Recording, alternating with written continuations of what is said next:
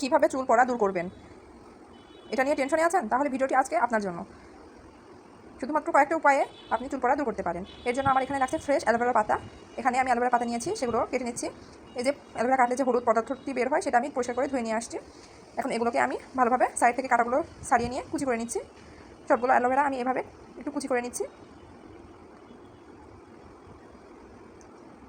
এখন সবগুলো কুচি করা হয়ে গিয়েছে। এখন আমি এখানে একটি বড় পেঁয়াজ নিয়েছিলাম, সেটাকে একটু কুচি করে নিয়েছি। এখন এর মধ্যে দিয়ে দিচ্ছি 1 টেবিল চামচ পরিমাণে মেথি, আস্ত মেথি যেটা হয় সেটা দিয়ে দিচ্ছি। তারপর এর মধ্যে অ্যাড করছি 1 চামচ কালো জিরা, আর দিয়ে দিচ্ছি অ্যালোভেরা। সব অ্যালোভেরাগুলো আমি বাটির মধ্যে দিয়ে দিচ্ছি। এরপরে এখানে আমি অ্যাড করছি নারকেল তেল।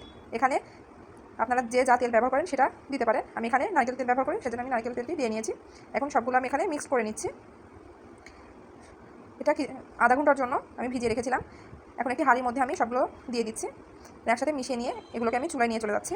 চুলায় নিয়ে গিয়ে আমি এই উপকরণগুলোকে একটু জাল করে নিচ্ছি। একটু খেয়াল করলে দেখতে পাবেন কীভাবে তেলগুলো বুদবুদ দিয়ে উঠছে।